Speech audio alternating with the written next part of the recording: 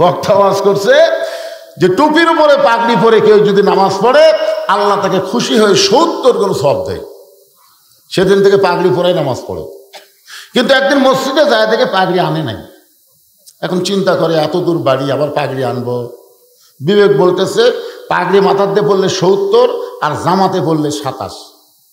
জামাতে নামাজ পড়লে 27 গুণ, পাগড়ি পড়লে 70 গুণ। কোনটা ধরবি কোনটা ছাড়বি, কোনটা ধরবি কোনটা ছাড়বি? মন বলতেছে 70 ধর। ইচ্ছা করে নামাজের জামাত বাদ দিচ্ছে, ইচ্ছা করে। সবাই যখন জামাতে নামাজ পড়ে বাড়িতে গেছে, ও তখন মসজিদের মধ্যে ঢুকে এক টানে লুঙ্গি খুলেছে। এক টানে লুঙ্গি খুলে ওটা আড়াই ভালতে মাথা 3 পেঁয়াজ দিয়ে রুকুর থেকে সেজদাত গেছে। ইতিমধ্যে এক মুসল্লি মসজিদের মধ্যে ঢুকাই কয় সর্বনাশ, জীবনে বহু নামাজে দেখলাম, এরকম ন্যাংটা তো দেখি নাই। ন্যাংটা বাবার দরবারেতে কেউ ফিরে না খালি। এই শালা তাহিরি এই ন্যাংটা বাবাকলেও গজল গজল করে, কোন কথা দেখে পাশাই মারছে থাবা। ওই লাভ দুটো বললে আমার মারলি কেন ভাই? বলে মারার কারণ লুঙ্গি। তোমার চোখ নাই লুঙ্গি আমার মাথায়? এই পাগল, পরের লুঙ্গি মাথায় কেন? বলে সওয়াবের আশায়। পাগড়ি পরে মাথার নামাজ পড়লে 70 গুণ সওয়াব হয়। লোকটা বলে পাগল, পাগড়ি পরা হলো সুন্নাত আর লুঙ্গি পরা হলো ফরজ। পাগড়ি পরা কি আর লুঙ্গি পরা কি? ওয়াজ শোনা হলো মুস্তাহাব আর এশার নামাজ পড়া হলো ফরজ। এশার নামাজ বাদ দিয়া যারা ওয়াজ শুনতেছে তারা লুঙ্গি খুলিয়া মাথায় পাগড়ি পরেছে। আমার সঙ্গে সকলে একটু বলা লাগবে, বলতে পারবে না ভাইজান? যারা বলবে না মনে করেন তারা এশা পড়ে নাই, না পড়া ওয়াজ শুনতেছে। আর যারা বলবেন আল্লাহ তাআলা তাদের এশা কবুল করুক, জোরে কোন আমিন। তাহলে সবাই আমার সঙ্গে বলেন, এশার নামাজ বাদ দিয়া যারা ওয়াজ শুনতেছে তারা লুঙ্গি খুলিয়া মাথায় পাগড়ি পরেছে। আবার ওয়াজ শুনতে শুনতে যারা ফজর বাদ দিবে, ওয়াজ শুনতে শুনতে যারা ফজর বাদ দিবে, লুঙ্গি খুলিয়া মাথায় পাগড়ি পরিবে। যে মাত্র লাগাম ঢিল দেয় ঘোড়া আবার পূর্ব দিকে দৌড়ায়। জাম্বি চিন্তা করে ওয়াজ করা যখন কাম হলো না, ওয়াজের পরে আওয়াজ আসে না নাই? তিনি ঘোড়ার পিঠ থেকে নামলেন। ঘোড়ার পিঠ থেকে নাইমা মক্কা মদিনার দিকে টেনে টেনে ঘোড়াকে নিয়ে যাবেন। ঘোড়ার পিঠে চলে যখন যাওয়া হবে না, তাই বলে ঘোড়া ছাড়া তো আমি যাব না। এবার নিচে নামার পরে ঘোড়াকে টানা যখন শুরু করলেন, সঙ্গে সঙ্গে ঘোড়া শুয়ে পড়ছে। দাঁড়ানো ঘোড়াকে 2 ধাপ সামনে টাইনা নিয়ে যায়। যে ঘোড়া শুয়ে পড়ে তার টাইনা কোনো লাভ, জোরে বলেন। মনোযোগ দিয়ে যারা শুনবেন তাদেরকে কিছু শোনানো যাবে, কিন্তু কোরআনের মাহফিলে এসে মনটা যদি বক্তার কথার দিকে না থাকে। এই জন্য ছোটবেলা একটা গান শুনেছিলাম, 80 তোলায় শের যদি হয় 40 সারে মন, মনে মনে মিল না হলে মিলবে না ওজন। বক্তার কথা আর শ্রোতার মন এই দুইটা যদি এক না হয় তাহলে ওয়াজ বুঝতে কিন্তু কষ্ট হবে, জোরে কোন কথা ঠিক না? আল্লাহর জামবিদ রহমতুল্লাহ চিন্তায় পড়ে গেলেন, এই ঘোড়ার পিঠে চড়ে মক্কা মদিনায় যাবার চাইলাম, ঘোড়া আমাকে মক্কা মদিনায় নিয়ে যাবে না। ঘোড়ায় টাইনা টাইনা মক্কা মদিনায় নিয়ে যাবার চাইলাম, ঘোড়া আমার সঙ্গে যখন যাবে না তাহলে খামাখা। ইন্নামা আমওয়ালুকুম আওলাদুকুম ফিতনা। আল্লাহ বলেছেন সম্পদ আর সন্তান হলো তোমাদের বিপদের কারণ। যত সম্পদ দুনিয়াতে আল্লাহ দিয়েছে তার মধ্যে একটা সম্পদের নাম হলো ঘোড়া। দরকার নাম কি? ঘোড়া।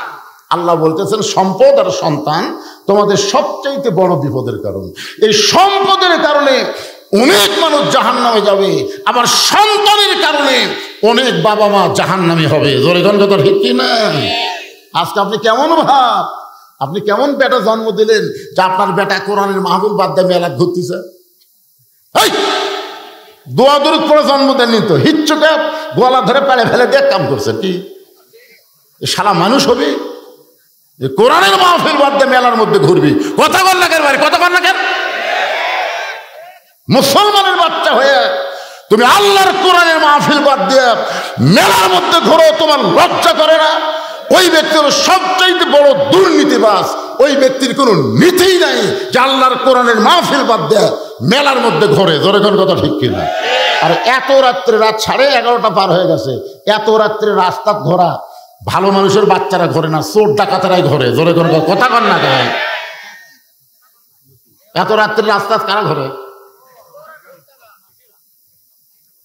অন্যদিন ঘুরলে তাও না, একটা কথা আছে, আজকে কোরআনের মাহফিলের দিন, আরে জান্নাতের বাগান লাগছে এখানে, আর ওরা জাহান্নামের মধ্যে ঘুরতেছে। একটু মনোযোগ দিয়ে শুনবেন।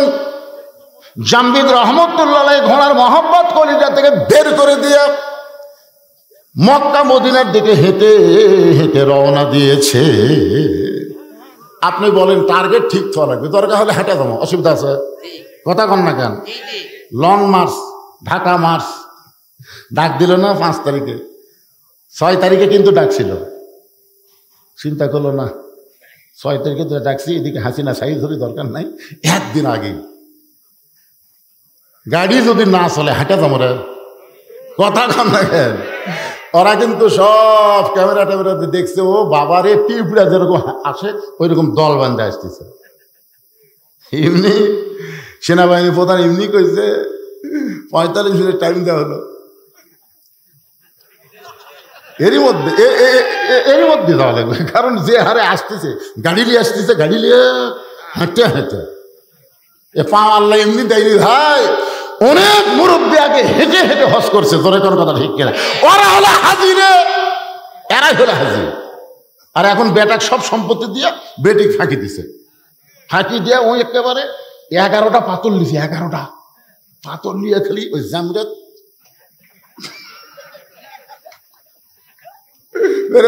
আল্লাহ বড় শয়তান, শত শয়তানের ঢাল মারতেছে,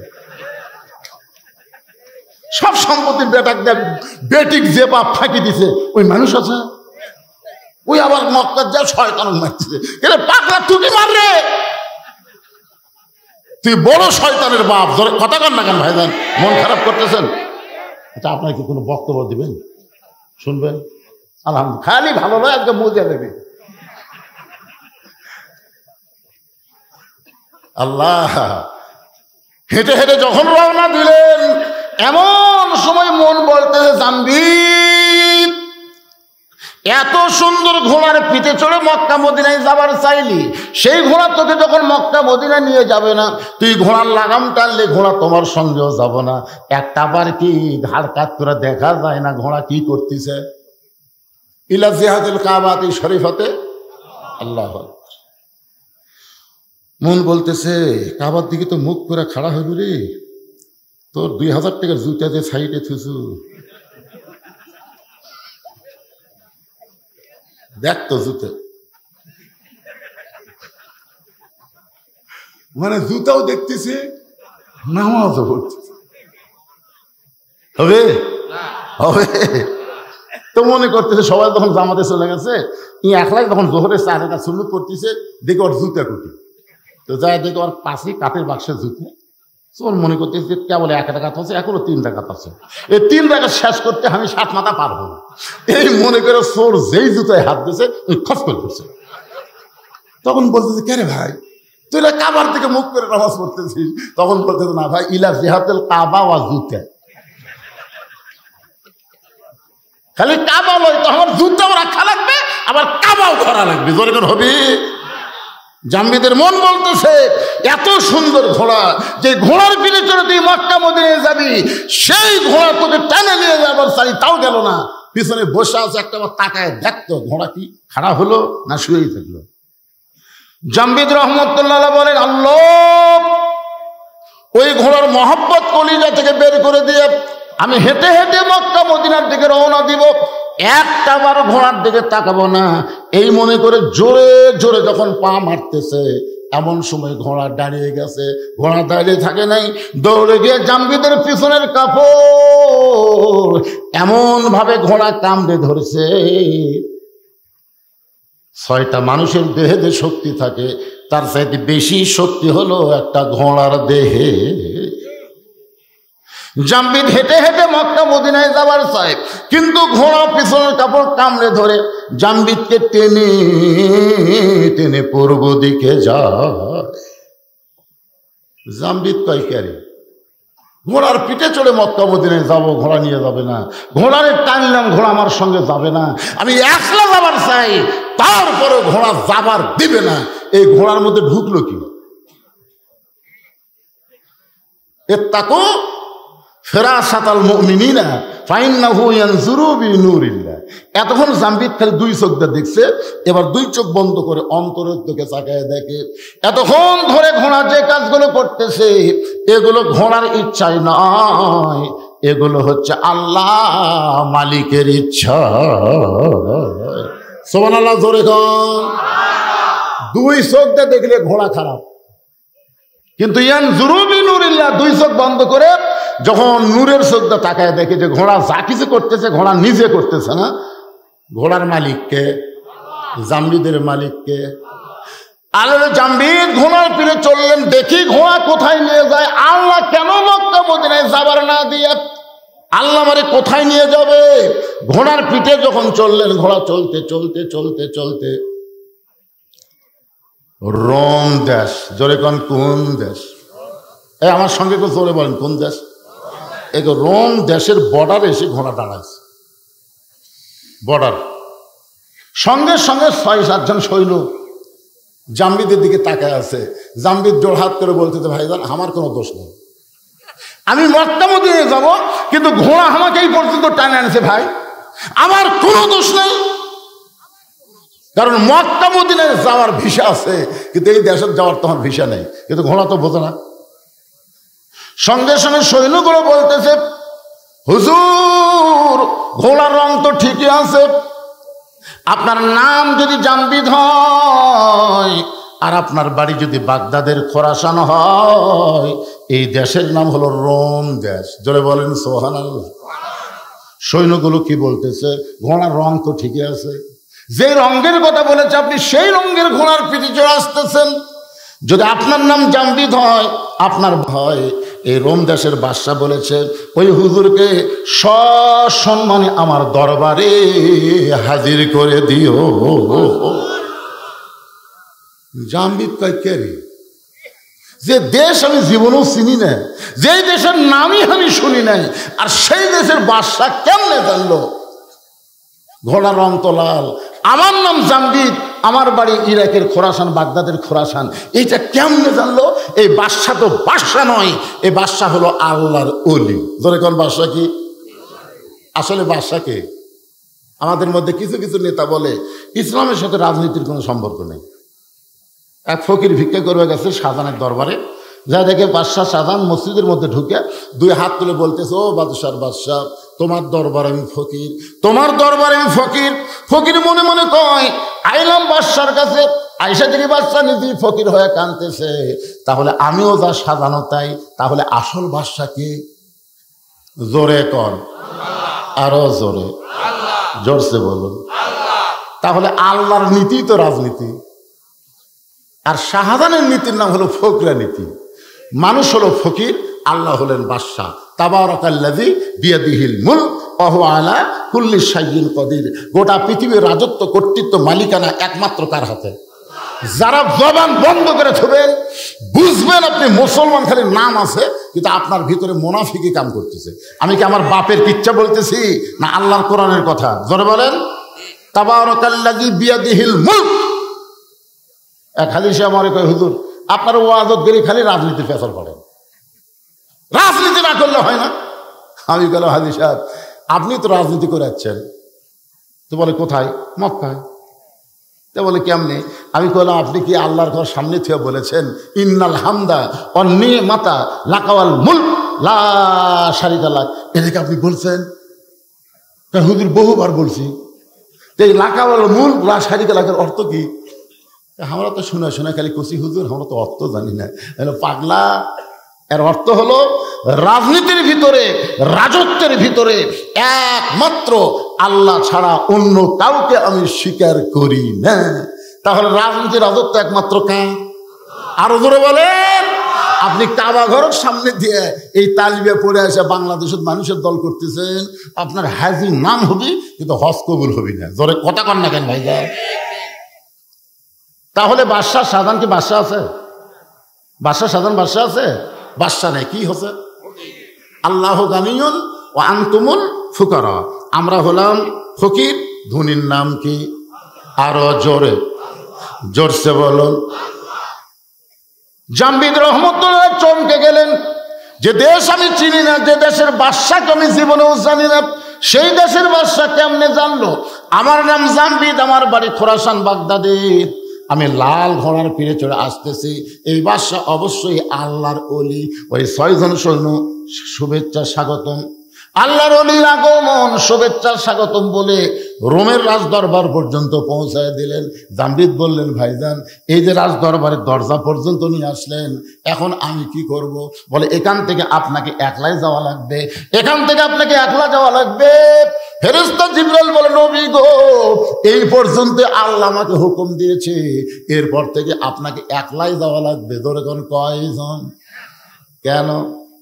ওরস মানে কি একটু খেয়াল করেন, আল্লাহ নবী 2 জনা, প্রেম করিবেন গোপনা, মাঝখানে তো অন্য কারো জায়গা থাকবে না। জায়গা যদি থাকিত জিবরাইলকে সঙ্গে নিত, জায়গা যদি থাকিত জিবরাইলকে নিত, দরজার বাইরে আল্লাহ ব্রেক করাতো না। সবাই বলেন, আল্লাহ নবী 2 জনা প্রেম করেছেন গোপনা, মাঝখানে তো অন্য কারো জায়গা ছিল না। কি জিবরাইল, খালি এক ধাপ মারলে তোর অস্তিত্ব পুড়ে হবে ছাই। 70,000 নূরের পর্দার গেট আমি আল্লাহ আমার দোস্তকে সাদর সম্ভাষণ জানাবার চাই। ধরে কেন সুবহানাল্লাহ। আয় রে, নবী একলা এখন আল্লাহর কাছে যাচ্ছে একলাই। ফেরেশতা জিবরাইল বলে, হুজুর আমি আপনার সাথে থাকলে আপনাকে কোলদারা হইয়া, কোলদারা বুঝুন না, বর দেখবেন বিয়ার দিনে কোলদারার মোশন দেখছেন, বড় এই কি ছোট ছোট ঘাস খাবো, তোর শ্বশুর মামা শ্বশুর সবাই কিন্তু জানলাতে তোকে দেখতেছে। আজকে যাত্রীরা, বর যাত্রী যেভাবে খায় ওর দিকে কারোর নজর নেই, নজর কিন্তু তোর দিকে আছে। আজকে তুই কম খা, ছোট ছোট ঘাস খা, মুগত কিছু ভরার সাথে সাথে টিস্যু পেপার দিয়ে মুছবো। কোলদারা বরক শিখা দিচ্ছে, কারণ কি জন্য? আজকে তোর পরীক্ষার দিন পাগলা, আগামীকাল থেকে তোর খাওয়ার শেষ না, তুই কি খাবো রে? কিন্তু যারা আজকে শেষ খাওয়া খাচ্ছে বরযাত্রী, ওরকে আজকে শেষ পাগলা, আগামীকাল আর খাওয়া নেই। এই দুনিয়াতে কাফের বেঈমান হলো বরযাত্রী, আর মুসলমান হলো বর। মুসলমানকে ফেরেশতারা দেখতেছে, আল্লাহ দেখতেছে, চিন্তা ভাবনা করে খাওয়াও লাগতেছে, চলাও লাগতেছে। ধরে কোন ঠিক কিনা? আর বরযাত্রীর কোনো চিন্তা আছে? কারণ ওরা জানে মরার সাথে সাথে জাহান্নাম, পিটুন খাওয়া ছাড়া বুদ্ধি নেই। আর আমরা জানি মরার পরে জাহান্নাম না, আমাদের জন্য জান্নাতের দরজা আল্লাহ খুলে দিয়েছেন। সালামুন আলাইকুম তিবতুম ফাদখুলুহা খালিদিন। এখান থেকে আপনি একলা যান। আল্লাহ জামবিদ রহমতুল্লাহ রোমের বাদশার রাজ দরবারে একা একা রওনা দিলেন। কিছু দূর যাওয়ার পরে রোমের বাদশা ডানে জামবিদ রহমতুল্লাহকে সাদর সম্ভাষণ জানায়, বলতেছে, ওগো আল্লাহর ওলি, আপনার ঘোড়া, লাল ঘোড়ার পিঠে চড়ে আপনি খোরাসান থেকে আপনি জামবিদ রহমতুল্লাহ আমার রোমের দিকে আপনি আসতেছিলেন। জামবিদ কয়, না আপনার ধারণা ঠিক না, আমি মক্কা মদিনা যাওয়ার চাইছিলাম, মক্কা মদিনা। কিন্তু এই ঘোড়ার কারণে, শুধুমাত্র ঘোড়ার কারণে আল্লাহর ইচ্ছায় আমাকে রোমের দেশে আসতে হলো। তবে আমি জানতে চাই আপনি কেমনে জানলেন আমার নাম জামবিদ, আমার বাড়ি খোরাসান, আমি লাল ঘোড়ার পিঠে চড়ে আসতেছি, এইটা আপনি কেমনে জানলেন? রোমের বাদশা বলে, আমি জানি না, আমি জানি না, জানি আমার পাগলি মেয়ে। সুবহানাল্লাহ, জোরে কন। জামবিদ বলে, কি বলেন? বলে, আমি জানি না তো, জানি আমার পাগলি মেয়ে। আল্লাহ তাআলা আমাকে একটাই মাত্র মেয়ে দিয়েছে, সেই মেয়েটা আজকে প্রায় 13-14 বছর হলে পাগলি অবস্থায় আছে। দুনিয়ার কোনো আলো পছন্দ করে না, দুনিয়ার কোনো খাওয়া পছন্দ করে না, দুনিয়ার কোনো মানুষ পছন্দ করে না, একা একা একটা বন্দি ঘরে থাকে। আমি দুনিয়ার বহু ডাক্তার কবিরাজ দেখাইছি, একটা ডাক্তার কবিরাজ আমার মেয়ের রোগ ধরতে পারেনি। ওই একটা মেয়ে ছাড়া আমার দুনিয়াতে কেউ নেই। আমি মাঝে মধ্যে আমার মেয়েকে দেখতে যাই। আমি গতকাল গেছিলাম দেখতে, যাই দিকে ঘরের দরজাটা বন্ধ, একটা জানালার পাল্লা খোলা। ওই জানালার পাল্লা দিয়ে আমি ভিতর দিকে তাকাবার চাই, কিন্তু অন্ধকারে আমার মেয়েটাকে আমি দেখতে পাই না। আমি যখন বারবার তাকায় আছি, এমন সময় মেয়েটা বলতেছে, বাবা আপনি দুনিয়ার বহু ডাক্তার দেখাইলেন বাবা, কিন্তু কোনো ডাক্তার তো আমার রোগ ধরতে পারে নাই। আমি কোন রোগের রোগী যদি জানতে চান, তাহলে খোরাসান থেকে একজন আল্লাহর ওলি, নাম তার জাম্বিত, লাল ঘোড়ার পিঠে চড়ে রোমের দিকে আসতেছে, তাকে যদি আপনি আমার কাছে আনতে পারেন বাবা, তাহলে সেই বলতে পারবে আমার ভিতরে কি রোগ রয়েছে। আমি আমার মেয়েটার কথা প্রথমে বিশ্বাস করলাম না, কারণ মেয়েটা আমার পাগলি হয়ে গেছে, রোগী অবস্থায় আছে, মেয়েটার কথা বিশ্বাস করলাম না। তারপরে মনে মনে চিন্তা করলাম, কয়েকটা সৈনিক আমি পাঠাইয়া দিয়ে দেখি তো, যদি এইরকম কোনো মানুষ আসে তাহলে ধরে যেন আমার দরবারে নিয়ে আসে। ওগো আল্লাহর ওলি, আপনার ঘোড়ার রঙ ঠিক আছে, আপনার নাম যদি জাম্বিদ হয় আর বাড়ি যদি বাগদাদের খোরাসান হয়, তখন আমার পাগলি মেয়ের কাছে একটু চলেন। কোন রোগে আমার মেয়েটা রোগে ভুগতেছে, কোন অসুখ আমার মেয়েটার মধ্যে ধরে বসেছে, মেহেরবানি করে আপনি একটু বলে দিবে। জাম্বির চোখ বন্ধ করে, সর্বনাশ, একটা মেয়ে। আপনার কি মনে করতেছেন? মেয়ে। পৃথিবীর মধ্যে সর্বপ্রথম এই মেয়েই কিন্তু ঈমান গ্রহণ করছে আল্লাহর নবীর হাতে। জোরে কোন ঠিক কিনা? সে মেয়েটার নাম কি? খাদিজাতুল কুবরা। দেখছেন, পৃথিবীতে সর্বপ্রথম একজন নারীকে জান্নাতি নারীদের নেত্রী বানানো হবে। জোরে কোন ঠিক কিনা? এমন করে গল্প শুনছেন যে একটা মরদ মানুষকে জান্নাতের রাজা বানানো হবে, শুনছেন? কথা কন না কেন? কি আবার বাংলাদেশে একাধারে খালি নারী, এরশাদ চাচার পর থেকে আর কোনো মরদ নাই। কোন দিকে যাবেন? রাস্তা দিয়ে গেলে বাড়িতে মরদ মানুষ আছে কিনা বোঝা যায় না, খালি মেয়ে মানুষের কণ্ঠ শোনা যায়। কে রে, মেয়ে মানুষের এত পাওয়ার কে দিল রে? সুবহানাল্লাহ বলে। জামবিদ চমকে গেল। এতক্ষণ মনে করছিলাম যে রোমের বাদশা, আল্লাহর ওলি, এখন এসে শুনতেছি ওর মেয়ে। তাও এত বছর হলে পাগলি অবস্থায় আছে। জামবিদ রহমান ধীরে ধীরে ওই পাগলি মেয়েটার দরজায় গিয়ে বললেন, মা দরজা খুলো, কোন রোগে তুমি রোগী হয়েছো, আমি তোমাকে একটু পরখ করে দেখতে চাই। মেয়েটা বলে, আল্লাহর ওলি,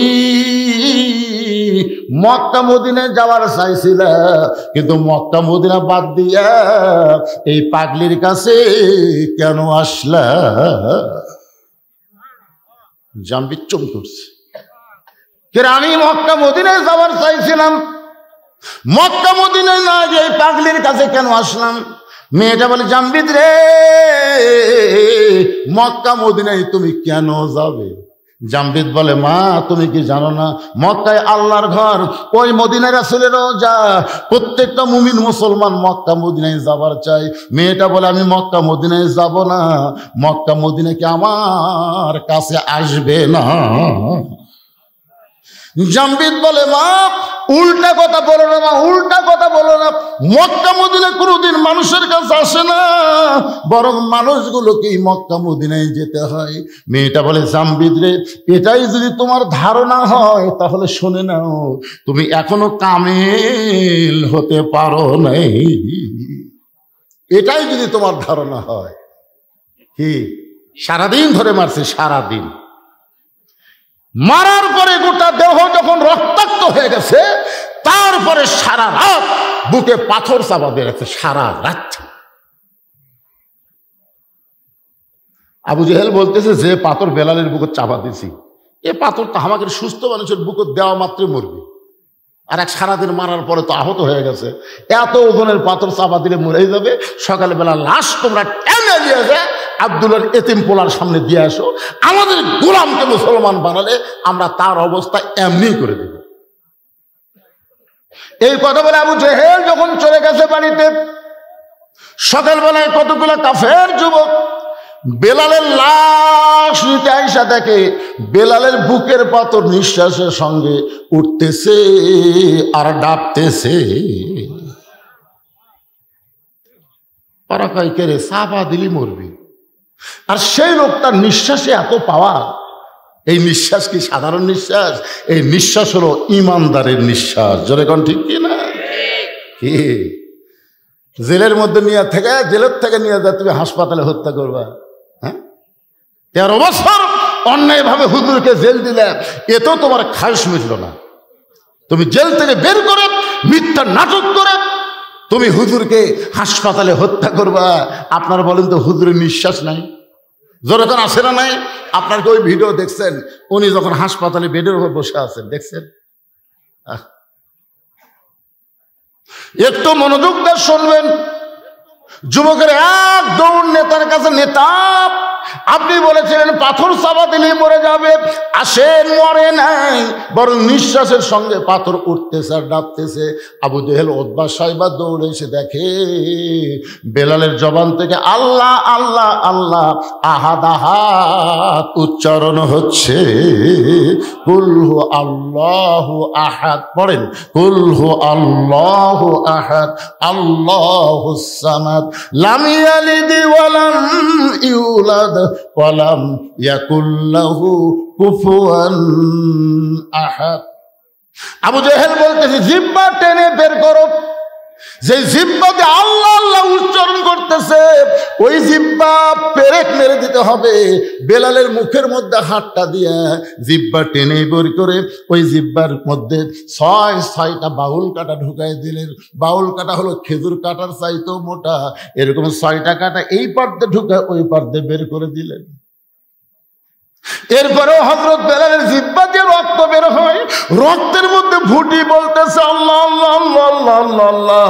এরপরেও আল্লাহর জিকির যখন বন্ধ হয় না, কে যেন বলল আবু বকর, গভীর রাত্রে যে বেলাল নবীর কাছে ঈমান গ্রহণ করছে সেই বেলালকে মারতে মারতে মারতে মারতে বেলালের জিহ্বা টেনে বের করে জিহ্বার মধ্যে পেরেক মারছে। আবু বকর রে, বেলাল তোমার ভাই, কুল্লু মুসলিমুন ইখওয়া, প্রত্যেকটা মুসলমান ভাই ভাই। আবু বকর রে, বেলালকে কি মুক্ত করবা না?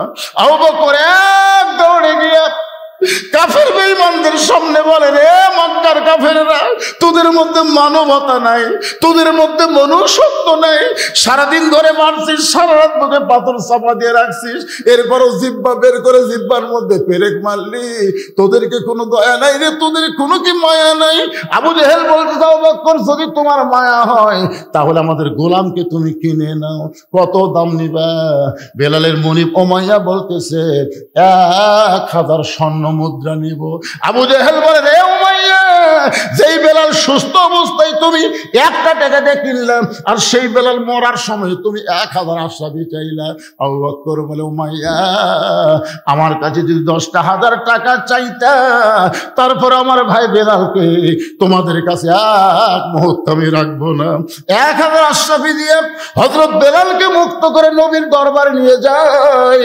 আবু বকর কান্দে করে চিন্তা করতেছে, রহমতুল্লাহ আলামিন এই দৃশ্য কি সহ্য করতে পারবে? নিজের পাগড়ি দিয়ে বেলালকে ঢেকে কান্দে করে যখন নিয়ে যাচ্ছে, নবীর সামনে দাঁড়াবে, আবু বকর, বেলালকে এইভাবে না ঢেকে আমার সামনে প্রকাশ করে দাও। আবু বকর, হুজুর আপনি সহ্য করতে পারবেন না, ওই কালো মানুষটা রক্ত লাল হয়ে গেছে।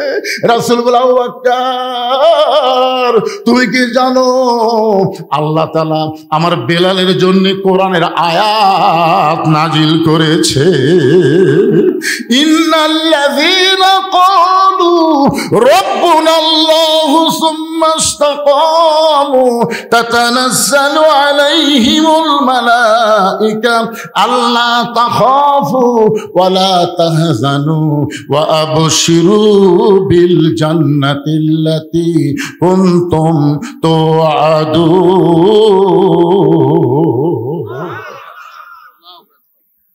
হযরত আবু বকর আস্তে করে বেলালকে নিজের কাঁধ থেকে নামালেন। নামার পরে পাগড়ি যেই মাত্র টান দিছে, নবী তাকায় দেখে বেলালের জিহ্বার মধ্যে পেরেক মারার কারণে জিহ্বাটা মোটা হয়ে মুখ থেকে অনেকখানি বের হয়ে আসে। আল্লাহ রাসূল হামাগুড়ি দিয়ে বসলেন। রাহমাতুল আলামিন নবী হামাগুড়িতে বসে বেলালের কপালে একটা চুমা দিয়া বেলালের জিহ্বার মধ্যে যে পেরেকগুলো বের করে নিজের জিহ্বাটা নবী বেলালের জিহ্বার সঙ্গে লাগায় দিলে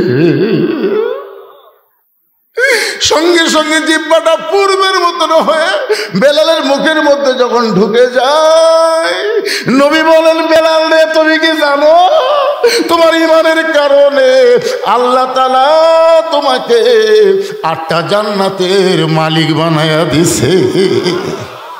বেলাল বলে, রাসূলুল্লাহ আপনি কি আমার কাছে কিছু শুনতে চান? আবু বকর, বেলাল তুমি কি বলবা? বেলাল বলে, হুজুর ওই আল্লাহর শপথ করে বলতেছি, ওরা যখন আমাকে সারাদিন ধরে মারছিল, ওরা যখন আমাকে চাবুক মারতেছিল, আমার চামড়া কেটে যখন রক্ত বের হচ্ছিল, আমি তখন আল্লাহ আল্লাহ জিকির করতেছিলাম। আমি যখন আল্লাহ আল্লাহ জিকির করি, একসময় আমার চক্ষু বন্ধ হয়ে গেলে আমি দেখতে পাই আল্লাহর জান্নাতের দরজা খুলে দেওয়া হয়েছে। ওগো আল্লাহর নবী, এই দুনিয়া থেকে বেহেশতের দরজার দিকে আমি তাকিয়ে থাকি, ওরা আমাকে সারা রাত বুকে পাথর চাপা দিয়ে রাখছে, আমি তখনও বেহেশতের দরজাতে বেহেশত দেখি। ওরা যখন জিহ্বা টেনে বের মধ্যে জিহ্বার মধ্যে ফেরেক মারছে, আমিও তখন জান্নাত দেখতে পাই। নবী বলেন, বেলাল রে, তুমি আছো দুনিয়ায়, আর দুনিয়া থেকে আল্লাহ তোমাকে জান্নাত দেখায়। লিল্লাহি তাকবীর। তাহলে ঈমানের কারণে দুনিয়া থেকে যদি জান্নাত দেখা যায়, তাহলে আপনি যেখানেই থাকেন না কেন, মক্কা মদিনাকে আল্লাহ আপনার কাছে পাঠাবার পারে না? জোরে কারণ পারে কি পারে না? সমস্ত ক্ষমতার মালিককে। জামবিদ বলে, মা, মক্কা মদিনা কোনোদিন মানুষের কাছে আসে না, বরং মানুষগুলো কি মক্কা মদিনায় যাইতে হয়।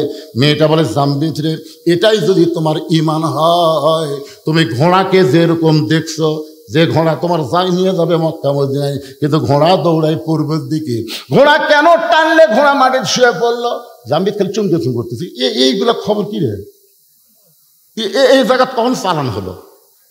জামবিদ ইয়ানজুরু বিনূরিল্লাহ, একটাবার নূরের চোখে তাকায় দেখো, আমার অন্ধকার ঘরে কোনো আলো নাই, আমার ঘরে দেখতে গেলে দুনিয়ার আলো চলবে না।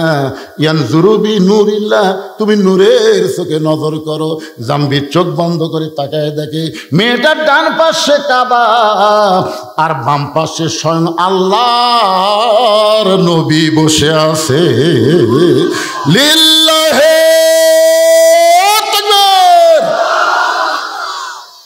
জামবিদ দরজাত বসে বলে, মা, তুমি এমন কি আমল করো যে আমল করনে ডান পাশে মক্কা বাম পাশে মদিনা? তুমি এমন কি আমল করো মা, যে আমলের কারণে তোমাকে মক্কাও যাওয়া লাগলো না, মদিনাও যাওয়া লাগলো না, মক্কা মদিনা তোমার কাছে চলে আসলো? এই আমলটার নাম কি? আজকে যুবক যারা এই সব বাদ দেওয়া, ফজর বাদ দেওয়ার চিন্তা করতেছো, আজকে তোমাদেরকে সে আমলের খবর দেব। শুনবেন না আপনারা? শুনবেন না? তাহলে আয়াতটা আর একবার তেলাওয়াত করি। ইয়া আইয়ুহাল্লাযীনা আমানুত্তাকুল্লাহা হাক্কা তুকাতিহি ওয়া লা তামুতুন্না ইল্লা ওয়া আনতুম মুসলিমুন। না, দুর্বল হয়ে গেছে ওয়াজ শোনা কি দুর্বল হলেন? আরে পাগলা, কোন আমলের কারণে নমরুদের আগুনের চুলা শান্তির বাগান হলো আমাদের জাতির পিতার জন্য? জানা লাগবে না? কোন আমলের কারণে মুসা নবীর জন্য আল্লাহ সাগরকে রাস্তা বানায় দিল? এগুলো তো আমাকে জানা লাগবে ভাইজান। কারণ ভারত যে হারে মাঝে মধ্যে হুমকি মারতেছে, ওরকে হাতত নাকি এমন অস্ত্র আছে যে বাংলাদেশকে দখল করতে ওরকে 15 দিনও টাইম লাগবে না। আর একটা নেতা কাছে 15 মিনিটে বাংলাদেশে আস। হাই রে, ওরা কিসের ভরসায় এত বড় হুমকি মারতেছে? ওদের কাছে অ্যাটম আছে, হাইড্রোজেন আছে, পারমাণবিক অস্ত্র আছে, ওরা মনে করতেছে অস্ত্র আছে। আর আমরা বলি, পাগলা, অস্ত্রকে আমরা টিয়ারি করি না, আমাদের আল্লাহ আছে। জোরে কথা বলেন না কেন? ইমাম মেহেদী আলাইহিস সালাম আসবেন কোন আমল নিয়ে পৃথিবীতে? ঈসা আলাইহিস সালাম আসবেন কোন আমলের নিয়ে পৃথিবীতে? যারা আসার সাথে সাথে পৃথিবীর সমস্ত ইহুদি খ্রিস্টান কাফেররা পরাজিত হয়ে যাবে। জোরে কথা দেখে না? এখন আমাদের মুসলমানকে সে আমল করার দরকার আছে না নাই? আমি সে আমলটা কোরআন থেকে আপনাদের সামনে দিব, আর ওরস শব্দের অর্থ একেবারে খোলা খুলে আপনাদের বলে দিব। কারা কারা শুনবেন দুই হাত তুলে একটু আল্লাহকে দেখেন। একটা মাহফিল করার খরচ আপনাদের কাছে একটু ব্যাগ যাবে, রুমাল যাবে, আল্লাহর হস্তে 10, 20, 50, 100 যে যা পারবেন দান করবেন। আপনাদের গোটার দরকার নেই, আপনাদের কাছে এই ছেলেরা যাবে, আপনারা প্রাণ খুলে দান করবেন। আর এখানে আমি 100 জন আল্লাহর বান্দা চাই, 100 জন। কয়শো জন? 100 জন আল্লাহর বান্দা চাই, যারা বাপ মাকে অত্যন্ত ভালোবাসেন। আজকে এখানে আল্লাহর ওলি যিনি শুয়ে আছেন তার নাম এখানে দেওয়া হয় নাই, কিন্তু এখানে একটা নাম দিয়েছে, সেটা হলো মোগলটুলি শাহ দেওয়ান রহমতুল্লাহ আলাইহির মাজার। এখানে যে শাহ দেওয়ান রহমতুল্লাহ আলাইহির মাজার আছে, এ ব্যাপারে কারো সন্দেহ আছে? আপনাদের কারো সন্দেহ আছে? নাম জানি না, কিন্তু এখানে যে একজন আল্লাহর ওলি আছে এ ব্যাপারে তো সন্দেহ নাই।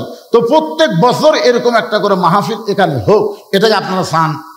যদি চান একটা কোরআন শরীফ বাবদ 500 টাকা আপনাকে দান করা লাগবে। যেহেতু আমার বাপ মা কবরে গেছে, আমি এই মাহফিল একটা কোরআন শরীফ বাবদ 500 টাকা দান করলাম। সবচাইতে দামি দান হলো আল্লাহর কোরআন। আমি কিন্তু কোরআন শরীফ চাচ্ছি না, আপনি 500 টাকা দান করলে একটা কোরআন দানের সওয়াব আপনার বাপ মা কবরে পাবে, আপনি নিজেও আল্লাহ তাআলা খুশি হয়ে আপনাকে দিবে। এরকম কোন আল্লাহর বান্দাকে আসেন আজকের মাহফিলে, হুজুর কত টাকা নিয়ে আসেন বাবা, এটা নগদ দেওয়া হবে, আসেন আল্লাহর বান্দা আসেন। এতজন মানুষের মধ্যে আমি কিন্তু 100 আল্লাহর বান্দা চাই, মাত্র 100 জন। এই হাজার হাজার মানুষের মধ্যে আরে গামছা চাদরা খুঁটি গেল রে পাটি, আরে নাই? হ্যাঁ আসো, আসেন আসেন আসেন। বাপ মার প্রতি দয়া হচ্ছে না, মায়া হচ্ছে না? যে বাপ মা আপনার কবরে গেছে, সে বাপ মার কবরকে জান্নাত বানানোর জন্য কোরআনের মাহফিল একটা কোরআন বাবদ 500 টাকা দান করবেন। মাশাআল্লাহ, দেন, আমার হাতত দেন, দোয়া করা লাগবে তো। আমি চাইলাম একটা কোরআন, কিন্তু শাহাদত 2টা কোরআন শরীফ বাবদ 1000 টাকা দান করলো। আল্লাহ বাপ মার কবরকে জান্নাতের টুকরা বানান। কে রে শাহাদত ভাই, বাপ মা মরছে নাকি? না বেঁচে আছে? বেঁচে আছে। আমি তো মরার দোয়া করতেছি না, আমি দোয়া করে আল্লাহ বাপ মার হায়াত দারাজ করে দেখ। ধরে গেল আমি এই 2টা কোরআন বাবদ 1000 টাকা দান করার কারণে শাহাদতকে আল্লাহ দানবের খাতায় কবুল করেন। ধরে বলে আমিন। আল্লাহ তোমার একজন বান্দা কোরআন শরীফ বাবদ 500 টাকা দান করছে, আল্লাহ দানকে কবুল করেন।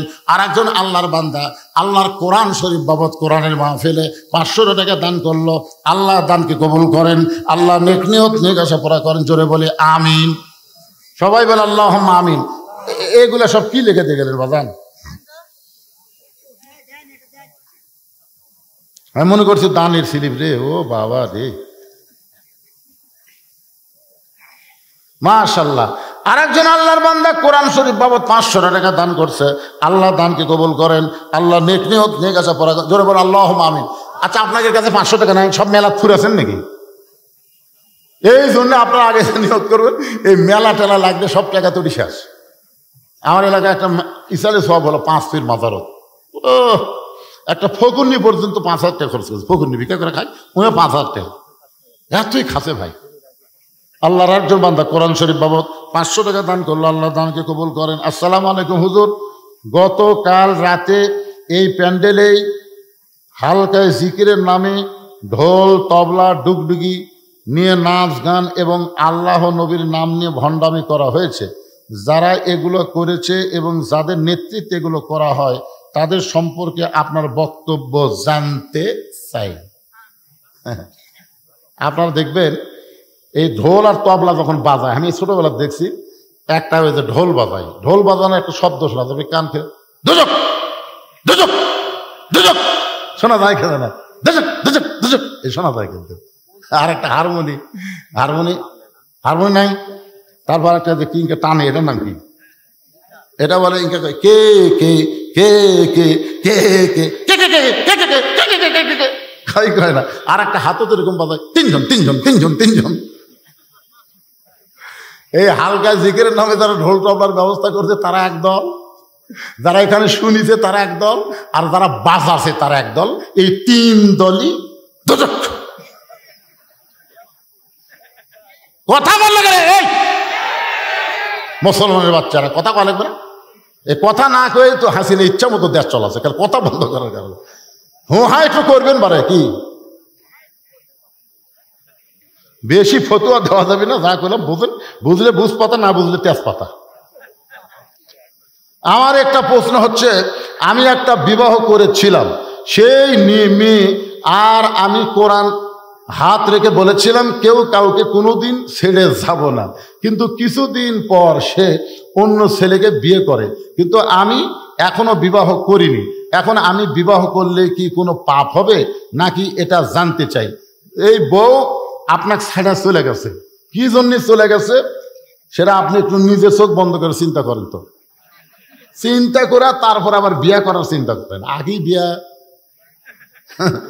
হ্যাঁ আগে চিন্তা করেন তো। ব্যাগ ছেড়ে দেওয়ার কথা আমি বলিনি, ব্যাগ ছেড়ে দেওয়ার কথা আমি কোন কালে বলছি? আপনাদের কাছে ব্যাগ যাবে, এই ব্যাগ যাবে 10 টাকা 20 টাকা 50 টাকা 100 টাকা যে যা পারেন দিবেন, দিবেন না? কারা কারা 1 টাকাও দিবেন না তারা হাত তোলেন তো দেখি। মুরব্বী তুলবার চাই পরে মানে দিবি, কিন্তু বুঝবার পারেনি। হ্যাঁ, তাহলে আপনারা সবাই দিবেন। এই ব্যাগ না ভিতরে ঢোকো, ব্যাগ না ঢোকো, বাবা ঢোকো ঢোকো, এই ঢুকেছে, দেন সবাই দেন। আমার মায়েদের কাছে যাবেন, আমার মায়েদের জন্য আজকের আলোচনা।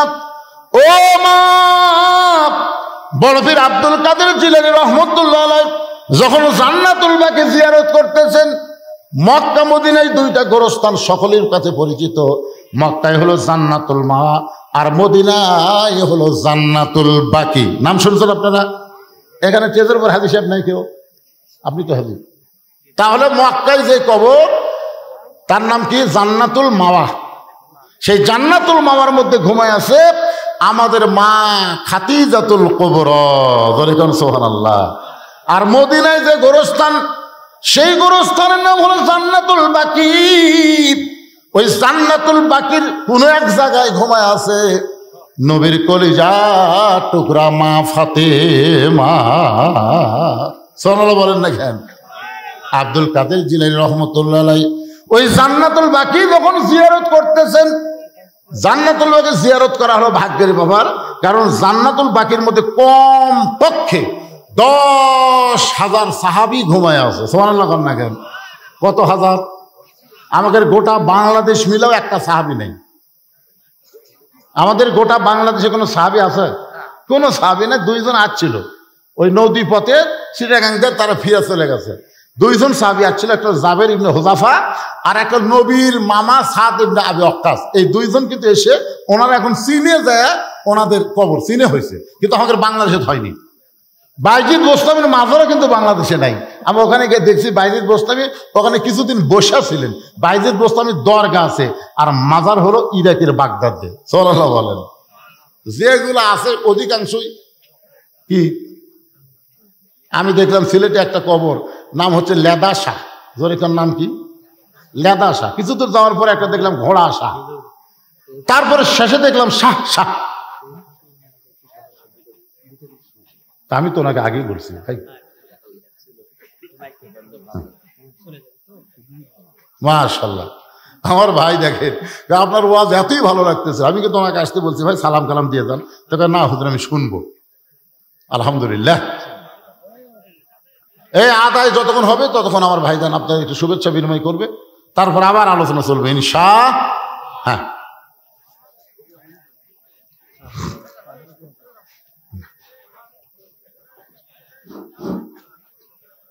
প্রিয় মুসলিমবৃন্দ, আসসালামু আলাইকুম। আজকে আমাদের মাঝে উপস্থিত হয়েছেন বাংলাদেশ জাতীয়তাবাদী দল সহ সাংগঠনিক সম্পাদক রংপুর বিভাগ কেন্দ্রীয় সংসদ অধ্যাপক আমিনুল ইসলাম। তাকে সংক্ষিপ্ত আকারে কিছু কথা বলার জন্য বিশেষভাবে অনুরোধ জানাচ্ছি। অধ্যাপক আমিনুল ইসলাম, সহ সাংগঠনিক সম্পাদক বাংলাদেশ জাতীয়তাবাদী দল বিএনপি রংপুর বিভাগ।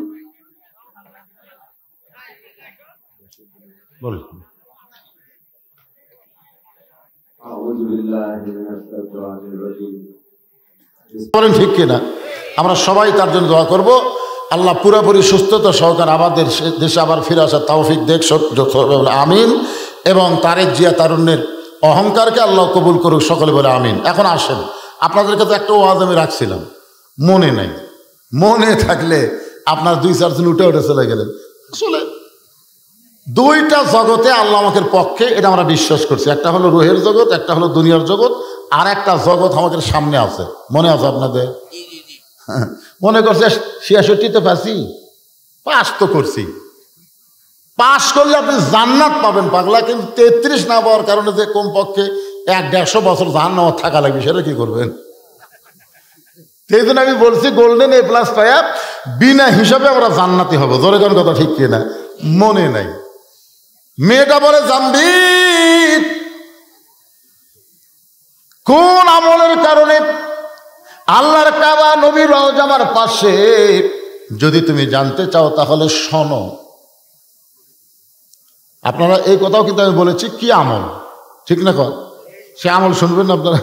হ্যাঁ ভাইজান, আমরা আইসি কিন্তু শুনলাম চলে গেলাম, এটা নাম ইসলামী ইমান নয়। আল্লাহ কোরআনে বলেছেন স্বামী নয়, শুনতে হবে। ও তাই না, এটাকে আমল করার নিয়তে, গ্রহণ করার নিয়তে শ্রবণ করা লাগবে। তাহলে শোনা গেলাম, শোনা গেলাম, বকাল্লা বকে গেলাম, হয়ে গেল নাকি?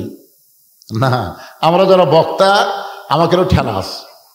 আল্লাহ কোরআনে বলেছেন লিমা তাকুলু মা লা তাফালু, যে বক্তা ওয়াজ করে আমল করে না, ওই মুনাফিক বক্তাকে দিয়া আল্লাহ জাহান্নাম আগে উদ্বোধন করবে। জোরে কোন কথা ঠিক কথা বলেন? আগে জাহান্নামের উদ্বোধন হবে আলেম দিয়া, আবার জান্নাতের উদ্বোধন হবে আলেম দিয়া। এক ছেলে এসে হুজুরকে বলে, হুজুর আমার বাড়ি তো অনেক দূর ব্রিজ দিয়ে ঘুরে তারপর আপনার কাছে আসতে হয় কোরআন শরীফ শিক্ষা করার জন্য। তো হুজুর ওই ব্রিজ দিয়ে ঘুরে আসতে আমার খুবই সময় লাগে, কষ্ট হয়। এমন কিছু দোয়া আছে যে দোয়া পাঠ করলে নদী পার হওয়া যায়? তো পীর সাহেব তো মনে মনে চিন্তা করছে, এই পাগলা, এর দোয়া দেখুন দিন নদী পার হওয়া যায়। তো বলছে বিসমিল্লাহ করে চোখ বন্ধ করবি, যা। মনে করছে বিসমিল্লাহ করে চোখ বন্ধ করে পানির মধ্যে ডুবা গেলে আর নামবি না। তোর এখানে কথা ঠিক না? তো পীর সাহেব যে কথা কইছে, ওই ছেলেটা বড়টা ইমানের সাথে বিশ্বাস করছে যে বিসমিল্লাহ কয়ে চোখ বন্ধ করে পা দিলি যদি নদী পার হওয়া যায়, তো খামাখা ওই ব্রিজ দিয়ে ঘোরার দরকার আছে? হুজুর কিন্তু ঠাট্টার স্থলে বলেছে, ছাত্র কিন্তু বিশ্বাসে গ্রহণ করছে। এখন যা নদীর পাড়ে যায় বিসমিল্লাহ বলে চোখ বন্ধ করে পা দিছে, চোখ খুলে দেখে ওই পারে চলে গেছে। সুবহানাল্লাহ না কেন? পার করার মালিককে পার হয়ে গেছে। এভাবে প্রত্যেকদিন যাওয়া আসা করে। যখন ছেলেটা 5-7 পারা কোরআন হেফজ করছে, তখন ছেলের মা বলতেছে, যে কামেল বুজুর্গের কারণে তোর ব্রিজ ছাড়া নদী পার হওয়া পারিস, সে হুজুরকে একদিন দাওয়াত করতো, আমি একটু প্রাণ ভরে হুজুরকে খাওয়াতে চাই, এত বড় আল্লাহর ওলি। তো ছাত্র এখন বলছে, হুজুর আজকে দুপুর বেলায় আমার মা আপনাকে দাওয়াত দিচ্ছে। তো হুজুরা কিন্তু দাওয়াত পেলে খুব খুশি। জোরে কোন কথা ঠিক কিনা? এর আগেও আপনাদের বলেছি যে ডাক্তারের বইয়ের কোনোদিন সিজার লাগে না, বড় ডাক্তারের বইয়ের কি লাগে না? সিজার লাগে না। মৌলবীর বাড়ির কোনোদিন মিলাদ হয় না, পীরের বউ কোনোদিন মুরিদ হয় না। জোরে কোন কথা ঠিক কিনা? এই তিনটা না খেয়াল করবেন। বড় ডাক্তারের বউ সিজার করে না, কারণ সিজার করলে মায়েরও ক্ষতি, বাচ্চারও ক্ষতি। আর মৌলানাদের বাড়িতে কোনোদিন মিলাদ হয় না, মৌলানা খালি খাওয়ায় না। এখন ঠিক কিনা? আর 3 নম্বর হলো পীরের বউ কোনোদিন মুরিদ হয় না। আপনাকে এলাকার যত পীর আছে খোঁজলা দেখবেন, বউ মুরিদ হয়নি, কারণ বউ জানে আমার পীর সাহেব মাঝে মধ্যে মুরিদের বইয়ের দিকে চোখ মারে, এই লুচ্চার হাতে মুরিদ হয়ে কি হবি রে? জান, তাছাড়া আবার বসে যাবেন, যা পারবে না, ক্লান্ত হয়ে গেছে। তো আলহামদুলিল্লাহ, যে কথা বলতেছি একটু খেয়াল করেন ভাই যান, বিরক্ত হচ্ছেন? হ্যাঁ, কোন আমল ওরস, আর একটা হলো 33। জোরে কোন ঠিক কিনা? 66 পাচ্ছি, খালি 33। এই 33টা পালি বিনা হিসাবে আমরা সবাই জান্নাতি। বলেন সুবহানাল্লাহ। তো এখন হুজুরকে বলতেছে, হুজুর আজকে দুপুরবেলা আমার মা আপনাকে দাওয়াত দিছে। পীর সাহেব তো সেই খুশি। ঠিক আছে বাবা, তোমাকে আজকে 8 ঘন্টা আগে ছুটি দিয়ে আমি তোমার মায়ের বাড়িতে যাব খাবার। এখন ছাত্র হুজুরকে নিয়ে যাচ্ছে নদীর দিকে। হুজুরকে কেড়ে পাগলা, এদিকে নৌকা আছে, তো কয় না, ব্রিজ আছে, কয় না, তুই এদিকে এখন নিয়ে যাস করে পাগলা, যেখানে নৌকা আছে, যেখানে ব্রিজ আছে সেখানে চল। বলে না হুজুর, আমি তো নৌকা ব্রিজ ছাড়াই যাই। নৌকা ব্রিজ ছাড়াই তুই যাস? হ্যাঁ, কয়েক বছর আগে কইছিলি না, তখন থেকে তুই কামি করতেছি। আসেন হুজুর, হাত ধরে নিয়ে দেয়, বিসমিল্লাহ কয়ে নদীর পা দিছে, চোখ বন্ধ করে ওই পার গেছে।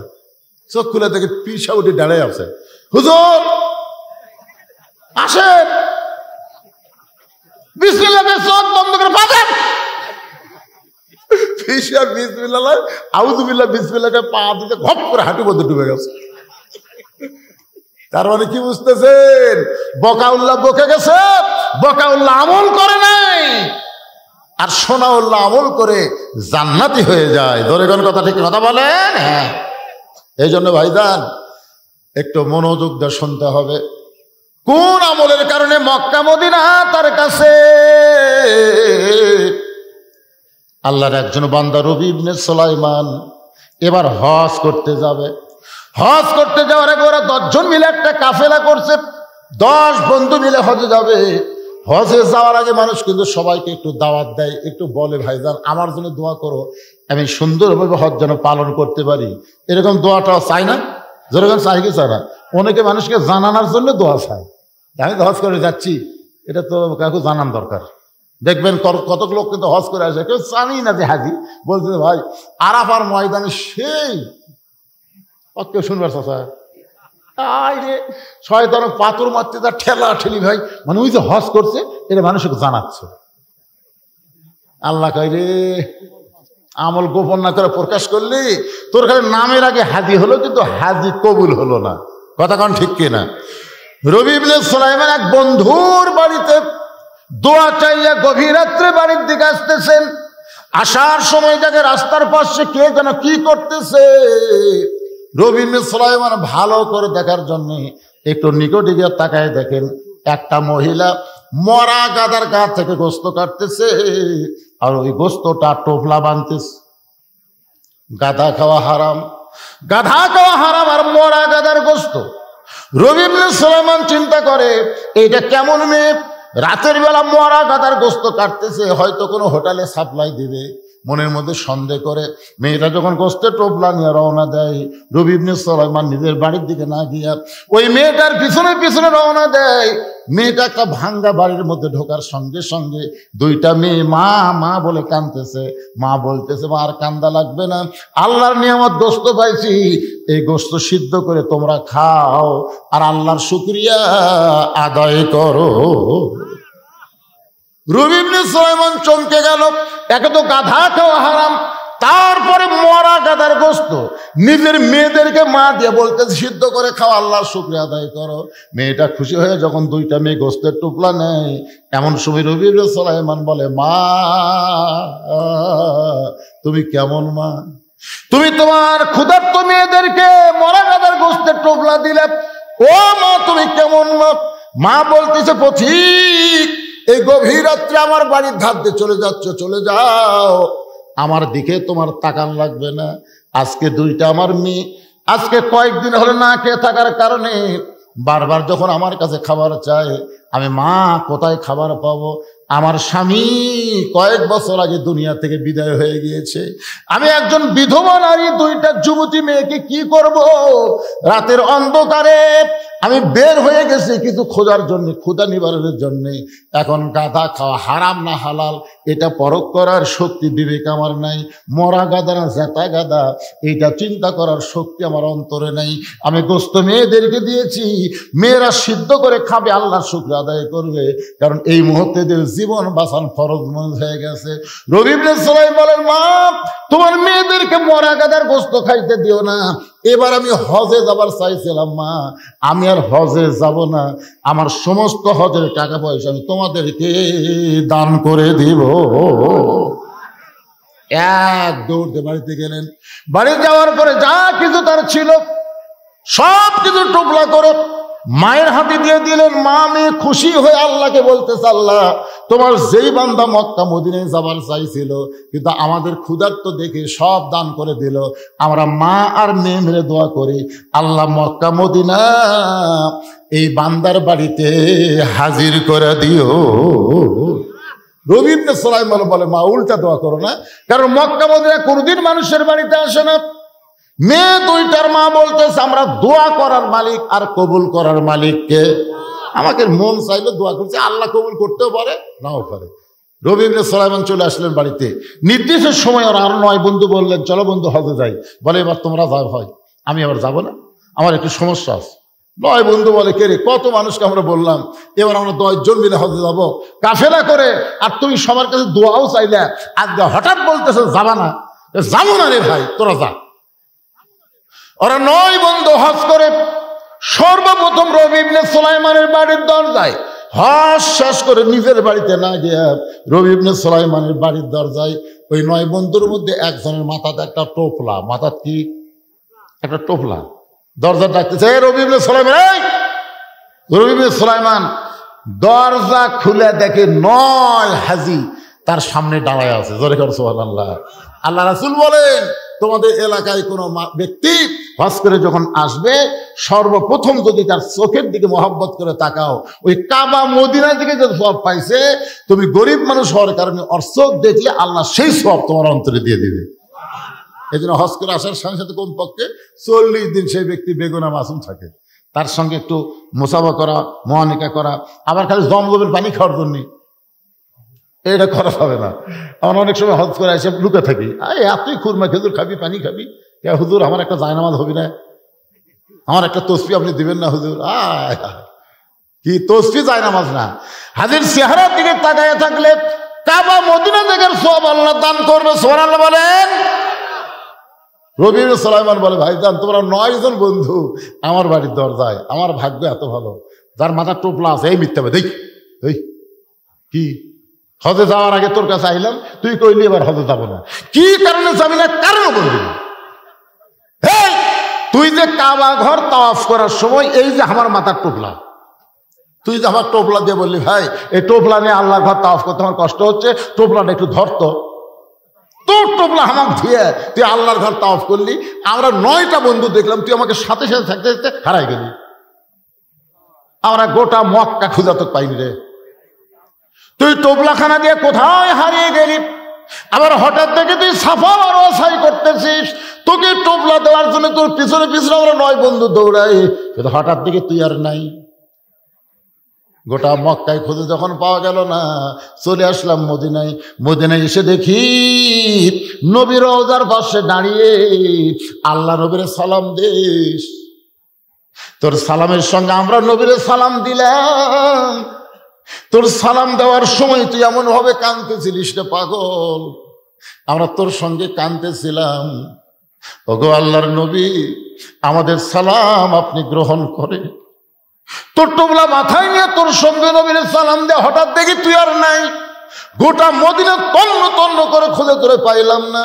একসঙ্গে হজে যাবার চাইলাম, আমাদের সঙ্গে তুই গেলি না। আবার আল্লাহর ঘর তাওয়াফ করলি, আমাদের সঙ্গে তাওয়াফ করলি না। এই টোপলাখানা দিয়া সাবা মারা সাই করলি, আমরা তোর সঙ্গে ছিলাম, কোথায় হারিয়ে গেলি? আবার মদিনায় নবীর রওজা জিয়ারত করলাম, তুই আমার সঙ্গে ছিলি।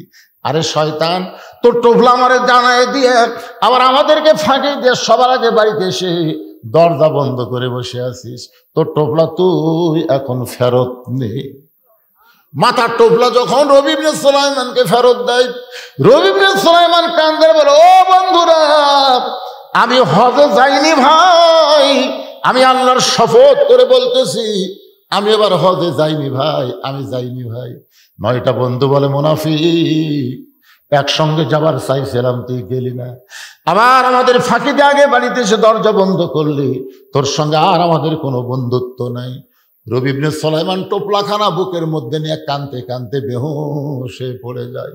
আল্লাহ, জীবনে এমন কি খারাপি করলাম যে খারাপের কারণে 9টা হাজি আমার মুনাফিক বলে গালি দিয়ে গেল।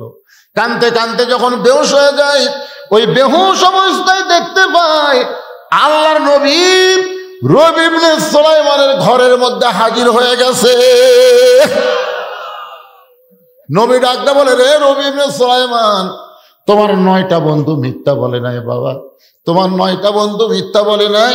ওই এতিম অনাথকে তোমার হজের সমুদয় সম্পদ দান করার কারণে আল্লাহ তোমার প্রতি এত খুশি হয়ে গেছে, একটা ফেরেশতাকে রবি ইবনে সুলাইমানের সুরতে আল্লাহ তোমার নামে হজ করায় আনিছে। এ রবি ইবনে সুলাইমান, ওই ফেরেশতাকে আল্লাহ তোমার সুরতে সাবা মারওয়া সাই করায় আনিছে। ওই ফেরেশতাকে তোমার সুরত দিয়া আমি নবী রওজা জিয়ারত করায় আনিছে। রবি ইবনে সুলাইমান বলে, নবী গো, আপনি যখন বলতেছেন আমার বিশ্বাস হয়, কিন্তু ওরা যে একটা টোপলা আমার সামনে ফাইলা দিল, এটা কিসের টোপলা গো, আমি একটু শুনতে চাই।